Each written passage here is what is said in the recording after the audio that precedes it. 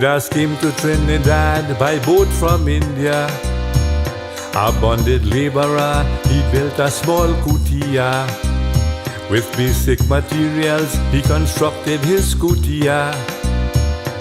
Using carrot leaves, gobar and tapia. But Trinidad was a British crown colony, and the land was owned by the TT50plus company. So they presented him with a court order, instructing this poor man to demolish his kutia.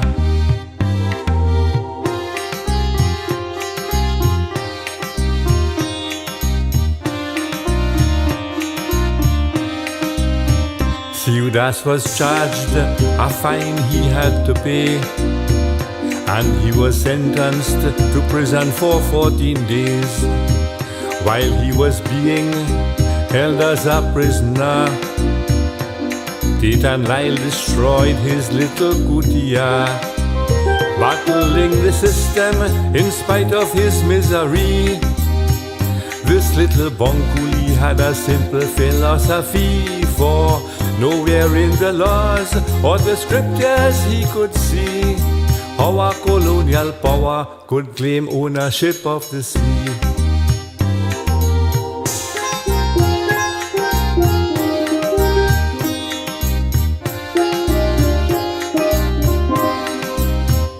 Judas began rebuilding his kutia, his little mandir in the Gulf of Paria, a place for worshipping and singing bhajans, doing puja on religious occasions, using a bike to carry buckets of rock and stone.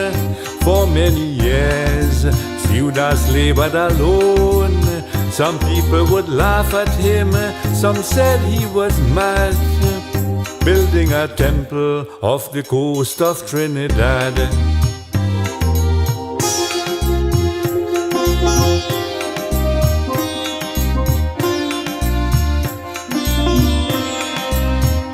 While he labored, nobody gave him a hand, but he was determined in carrying out his plan.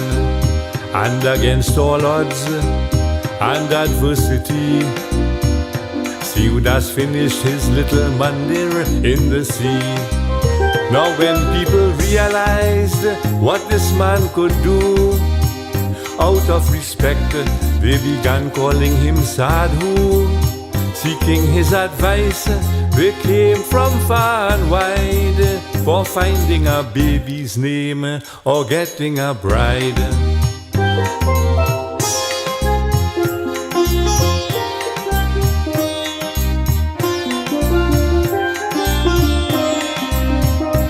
Judas passed away in 1970. His mandir abandoned, it crumbled into the sea. But there were people who regarded the man as a rebel and a hero who defied Britain. So 25 years after his demise, like a phoenix from the ashes, his temple would rise, ensuring the Sadhu did not toil in vain. Now his mandir in the sea is standing again. Siwala Kutia, or temple in the sea, let us celebrate Sadhu's legacy.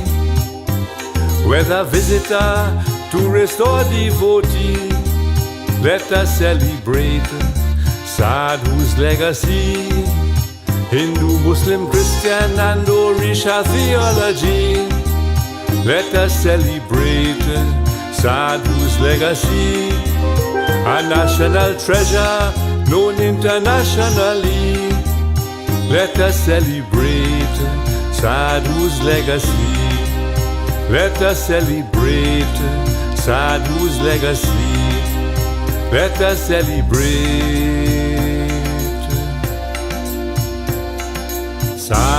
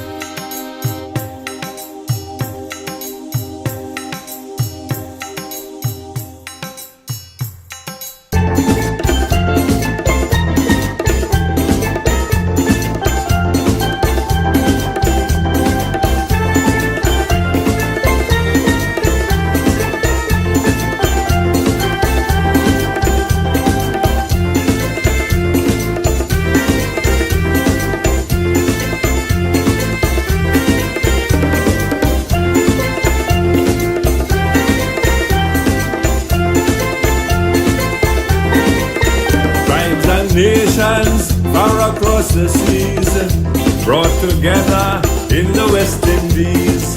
In the heat and fire of the plantation, we created a unique nation, the African and Asian continent, actors in history made by accident, in a common struggle, standing side by side, with no room to run and no place to hide. Hand in hand, we'll walk this land, one united people, brotherhood of man. Yes, hand in hand, let's walk this land, Caribbean man and woman, brotherhood of man.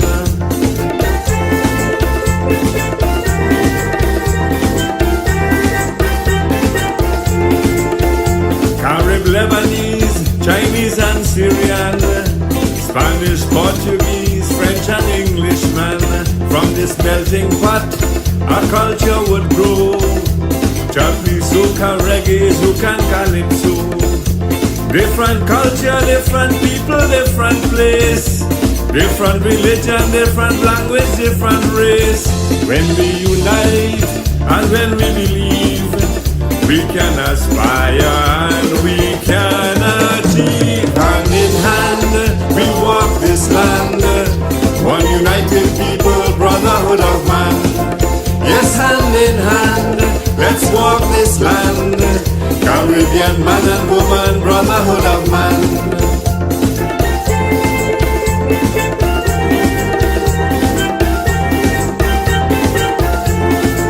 As with any country, when people unite against what is wrong, they can make it right.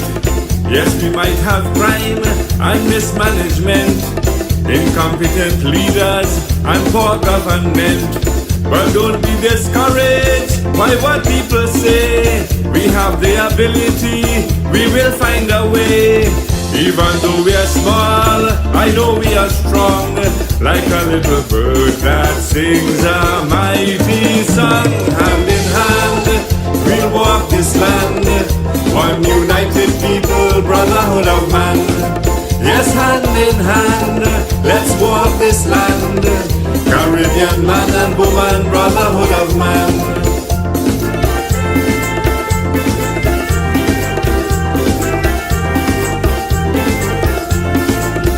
Now as a people, we have to move on, ensure a better life to those yet unborn.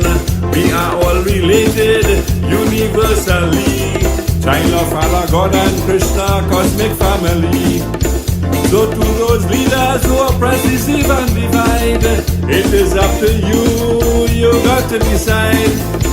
Because the women and the men of the Caribbean, we have always known and we have shown we can. Hand in hand, we walk this land, one united people, brotherhood of man.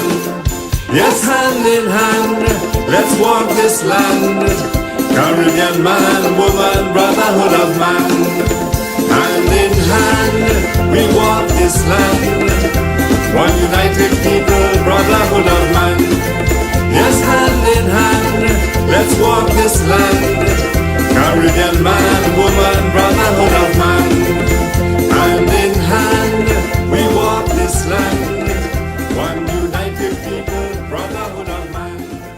Yes, hand in hand.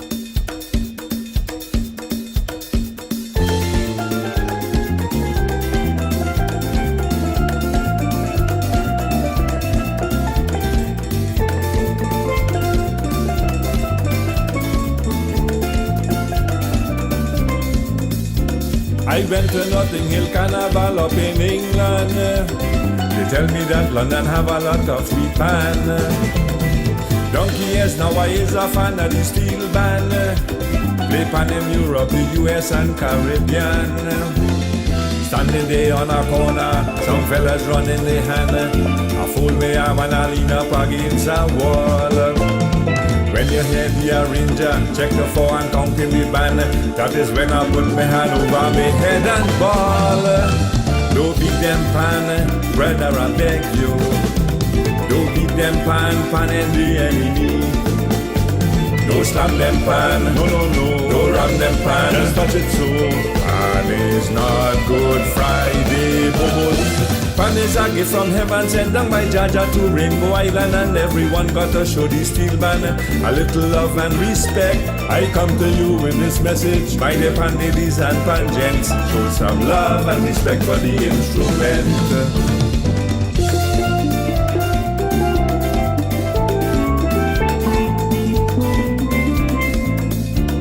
I know a pan man, he living in Tonapuna. Every night when the fella walk in the yard, the players know that the tenor pan is in danger. He's slamming it up and telling people he bad. The captain warning the fella, the arranger threatening to leave. Everybody talk to the boy for so many years. I check out the section leader with the finger inside the ears. He tell me, George, boy, this man is real tears. He say, don't beat them pan, brother, I beg you. Don't beat them pan and the enemy. Don't stand them pan, it's off. Don't ram them pan, stop showing off. Pan is not Good Friday, bobo. Pan is a gift from heaven sent down by Jaja to Rainbow Island, and everyone got to show the steel band a little love and respect. He tell me to bring this message, my dear pan ladies and pan gents. Show some love and respect for the instrument.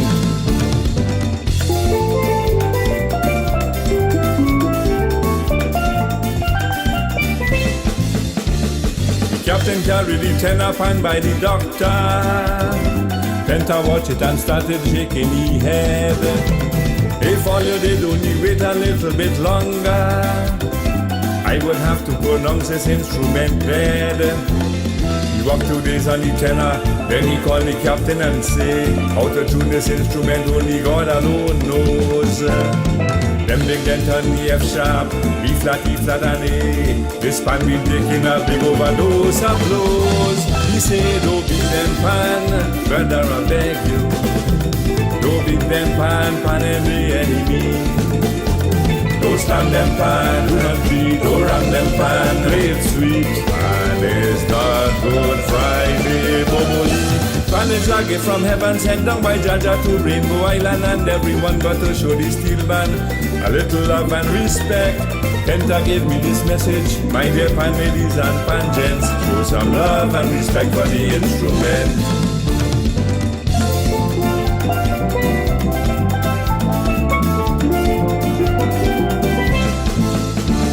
One night I went to a nightclub in Copenhagen. The famous Two Left was due to play on the show. People pack up the place to hear this great pan man. Junior Ranger steel band virtuoso.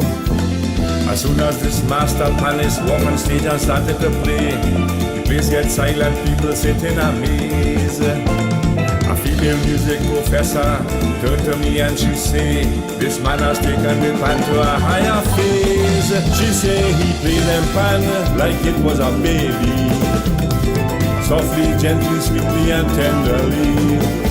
When he improvised, she was mesmerized. She said he made her feel so heavenly. He know it's a gift from heaven sent down by Jaja to Rainbow Island, and Two Left is one who bring the steel band a lot of love and respect. He sent me here with this message, my dear pan ladies and pan gents. He say love and respect all your instrument. Two Left say show some love and respect for the instrument.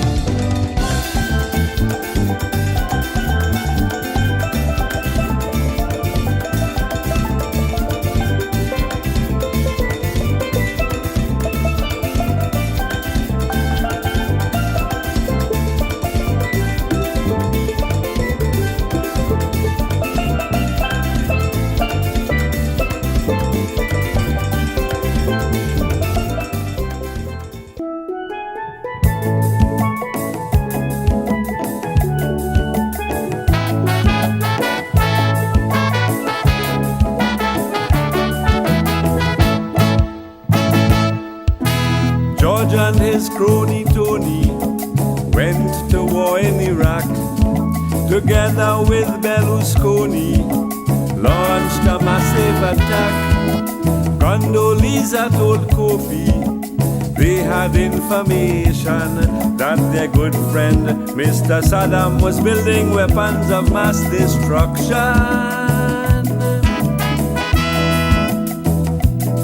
Mr. Blix, the weapons inspector, asked the UN to wait. He said he needed more time to completely investigate. Collins said to the UN, the bully must toe the line, and should he fail to cooperate, they would kick him in his behind. While speaking on television to reporters and journalists, George told the world, if you are not with us, then you are with the terrorists. Some joined in his coalition, like Denmark and Italy, while others gave opposition with Iran, France, and Germany. The hawks gathered at the Pentagon, laid out their plan for war. It called for a massive airstrike. The code name was Shock and Awe. When Donald issued the order to send in the cruise missiles, Baghdad became an inferno from where the blaze could be seen for miles. They said this was no invasion, a helping hand if you like. They denied imperial ambition, it was just a preemptive strike. They claimed that their mission was noble and hoped everyone could see. The war was not about making profits for a greedy oil company. Now Saddam dispersed his army, armed the population. The able were given rations, arms and ammunition, while people were running helter-skelter amid the chaos and fear. Saddam emptied the treasury and proceeded to disappear.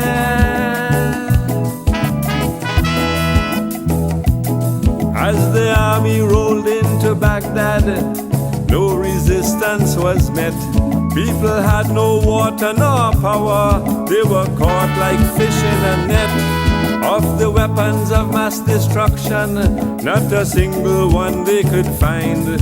So the mission of shock and awe became the winning of hearts and minds. The media happily joined the ranks, were told what and not to say. Embedded inside invading tanks, the army showed them the way. This information and spin were given to express coalition views, but the great information society couldn't get independent news. When Saddam went into hiding, George put a price on his head. $25 million to bring in the leader, alive or dead. Surrounded by some 600 men, no chance of escape in sight. To the 4th Infantry Division, Saddam surrendered without a fight. Journalism experienced a blackout, everything was now classified. So shock and awe became the only war where not a single civilian died. They said collateral damage was unavoidable in a war, but viewers of Al Jazeera were shocked and awed by what they saw. With Iraq under occupation, resistance started to grow. It was now a war of attrition, and the blood continued to flow. While Halliburton raked in their millions, oil prices began to soar. The whole world watched as Iraq began to descend into civil war.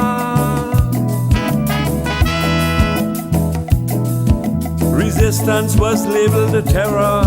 On BBC one could see invader called liberator. CNN said Iraq was free. On Fox and Voice of America, the reports were always the same. When things didn't go as the Hawks had planned, Osama was the one to blame. With hearts and minds more lost than one, and reconstruction derailed, militant opposition growing strong, it seemed the mission had failed. Then we heard that radical clerics were preaching terror and hate, and fundamentalist foreign fighters were trying to create an Islamic state. Now the question remains, was George really fighting terror or trying to stop Saddam? Was Tony lying to Britain in the interest of Uncle Sam? Was it really and truly an attempt at democracy? Or was it just an example of Western hypocrisy? Was it a statesman's vision or a madman's hallucination? No one is sure. Does anyone know the reasons for the decision to go to war? Many questions remain unanswered, and it seems only time will tell if George was driving with a roadmap leading to heaven or straight to hell. Was George really driving with a roadmap leading to heaven or straight to hell? George, were you driving with a roadmap leading to heaven or